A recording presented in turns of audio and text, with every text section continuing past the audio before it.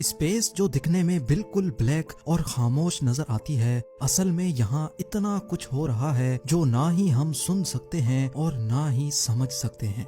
NASA के probes ने space में कुछ ऐसी अजीब आवाजें रिकॉर्ड की हैं जिनको सुनने के बाद हर इंसान का दिमाग दंग रह जाता है।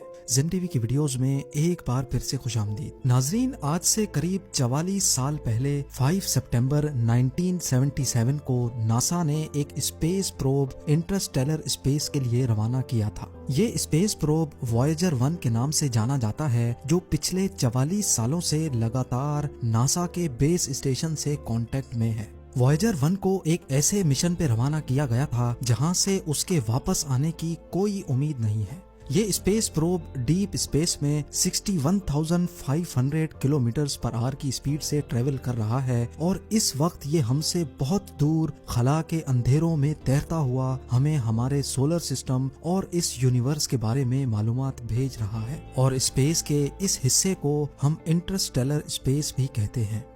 2012 में इंटरस्टेलर स्पेस में दाखिल होते ही एक दिन नासा के साइंटिस्ट को वॉयेजर 1 की तरफ से एक ऐसा सिग्नल रिसीव हुआ जो सबके रोंगटे खड़े करने वाला था। जब उस सिग्नल को डिकोड किया गया तो उसमें एक ऐसी अजीबोगरीब आवाज थी जो वॉयेजर 1 ने रिकॉर्ड की थी। हमारी दुनिया से करोड़ों किलोमीटर दूर स्पेस की गहराइयों में वो क्या चीज थी जिसकी आवाज ने साइंसदानों के रोंगटे खड़े कर दिए थे। ये आवाज अर्थ से करीब 1400 करोड़ किलोमीटर दूर रिकॉर्ड की गई थी और ये एक ऐसी आवाज थी जो खत्म या कम होने का नाम भी नहीं ले रही थी।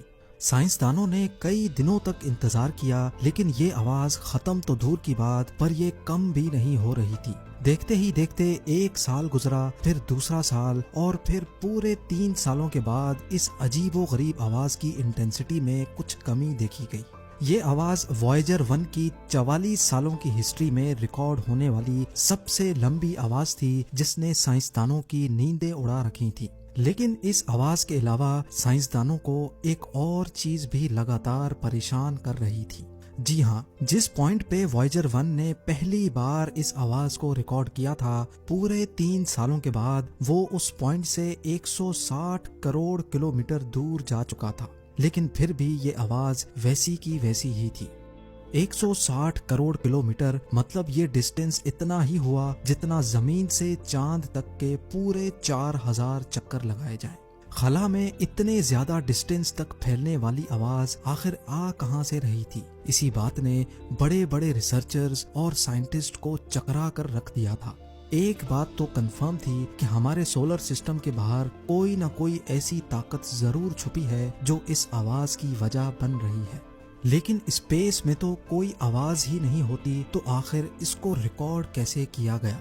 ये बात हकीकत है कि स्पेस में जाते साथ ही कानों पर किसी किस्म की भी कोई आवाज नहीं पड़ती। हत्ता कि अगर स्पेस वॉक के दौरान एस्ट्रोनॉट्स के बिल्कुल बराबर में कोई धमाका ही क्यों ना हो जाए, वो धमाका दिखेगा तो सही, लेकिन उसकी आवाज कानों तक नहीं पहुंच सकेगी।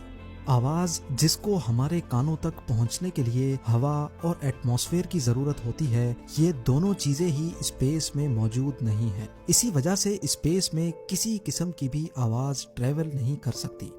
स्पेस में साउंड वेव तो ट्रेवल नहीं कर सकती, लेकिन इलेक्ट्रोमैग्नेटिक वेव्स स्पेस में आसानी ट्रेवल कर सकती हैं। बेशक हमारे कान इन वेव्स को नहीं सुन सकते, लेकिन वॉयेजर 1 ने इन वेव्स को रिकॉर्ड करके हमें अर्थ तक भेजा ताकि हम इनको डिकोड करके सुन सकें।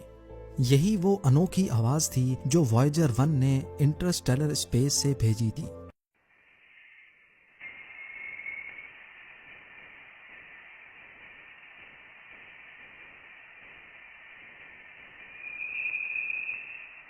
कुछ साइंसदानों का कहना है कि ये आवाज स्पेस में मौजूद प्लाज्मा वेव्स के ट्रेवल करने से आई होगी, जबकि कुछ रिसर्चर्स का कहना है कि डीप स्पेस में जरूर कुछ ऐसी ताकतें मौजूद हैं जिनकी एनर्जी की वजह से ये आवाज पैदा होती है।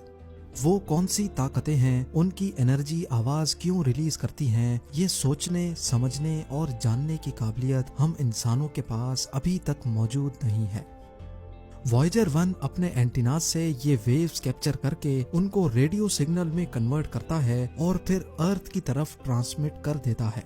बेशक ये मैसेज लाइट की स्पीड से ट्रेवल करता है, फिर भी इसको अर्थ पर मौजूद नासा के एंटीनास तक पहुंचने में पूरे 21 घंटे लग जाते हैं। ये पहली बार नहीं था जब वॉयेजर 1 ने हमें कोई अनोखी आवाज भेजी थी। इससे पहले भी नासा स्पेस से कई अनोखी आवाजें रिकॉर्ड करने में कामयाब हो चुका है। 2007 में भी एक ऐसा वाकया हुआ था जिसने साइंसदानों को हैरत में डाल दिया था। रिसर्चर्स को स्पेस में कुछ ऐसे सिग्नल मिले जो किसी भी तरह से नॉर्मल नहीं थे। खामोशी के आलम में कुछ ऐसी आवाजें आने लगीं जो आधे सेकंड में ही गायब हो जाती थीं। ये आवाजें सुनकर ऐसा लग रहा था कि शायद कोई एलियन वॉरशिप लेजर बीम से वॉयेजर पर हमला करने की कोशिश कर रहा है। रिकॉर्ड होने वाली ये आवाजें, जिनको फास्ट रेडियो बर्स्ट कहा जाता है, कुछ ऐसी थी।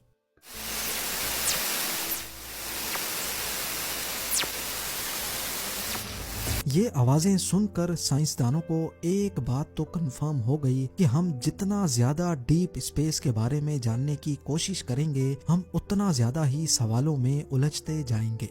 रिसर्चर्स का मानना है कि ये रेडियो बर्स्ट ब्लैक होल में या फिर करोड़ों लाइट ईयर्स दूर किसी सुपरनोवा एक्सप्लोजन का नतीजा हो सकती हैं। कई रिसर्चर्स का तो ये भी ख्याल है कि दूसरे प्लैनेट्स में एलियंस हमसे बहुत ज्यादा एडवांस्ड हैं और वो अपनी स्पेस शिप्स को इन रेडियो बर्स्ट के जरिए चार्ज करते हैं। शायद इनमें से चंद रेडियो बर्स्ट हमारे स्पेस प्रोब से टकरा गए हों या सिर्फ उसके बराबर से गुजरे हों, लेकिन इस अजीब आवाज की असल हकीकत अभी तक किसी को भी मालूम नहीं है। ये तो रही वो आवाजें जो नासा ने इंटरस्टेलर स्पेस से रिकॉर्ड की, लेकिन ऐसी अजीबोगरीब आवाजें रिकॉर्ड करने के लिए इतना दूर जाने की भी जरूरत नहीं है। हमारे अपने सोलर सिस्टम से भी नासा कई अनोखी और खौफनाक आवाजें रिकॉर्ड कर चुका है।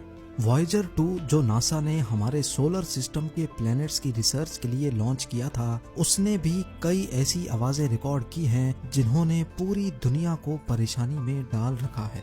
ये है जुपिटर का चांद जो गैनीमीड के नाम से जाना जाता है, और ये है इसकी आवाज जो वाकई आपके रोंगटे खड़े करने वाली है।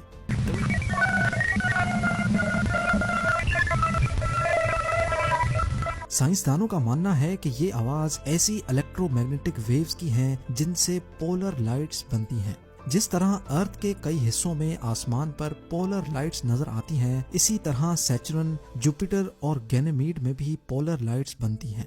और ये पॉसिबल है कि जो आवाज अभी आपने सुनी वो जुपिटर के मून गैनीमीड में पैदा होने वाली पोलर लाइट्स की कन्वर्टेड आवाज हो। अभी तक जो भी अजीब आवाजें आप सुन चुके हैं वो किसी और ने नहीं बल्कि नासा ने ऑफिशियली पब्लिश की हैं और उनमें कोई एडिटिंग नहीं की गई। सैटर्न जो हमारे सोलर सिस्टम का ही एक प्लेनेट है, नासा ने यहाँ से भी कुछ अजीब आवाजें रिकॉर्ड की हैं।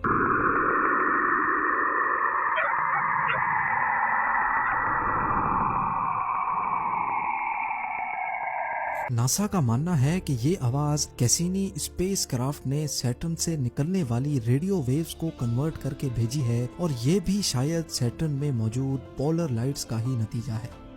वॉयेजर 1 जो पिछले 44 सालों से लगातार हमें आउटर स्पेस की फोटोज और इंफॉर्मेशन फराहम कर रहा है, दुख की बात यह है कि अनकरीब हम उसको हमेशा हमेशा के लिए खोने वाले हैं। नासा का कहना है कि वॉयेजर 1 के पास सिर्फ इतनी पावर मौजूद है कि वो अगले 1 या 2 सालों तक हमसे कांटेक्ट में रह सकता है। उसके बाद हमारे पास सिर्फ उसकी ये फोटोज ही बाकी रह जाएंगी। उम्मीद है जेम टीवी की ये वीडियो भी आप लोग भरपूर लाइक और शेयर करेंगे। आप लोगों के प्यार भरे कमेंट्स का बेहद शुक्रिया। मिलते हैं अगली शानदार वीडियो में।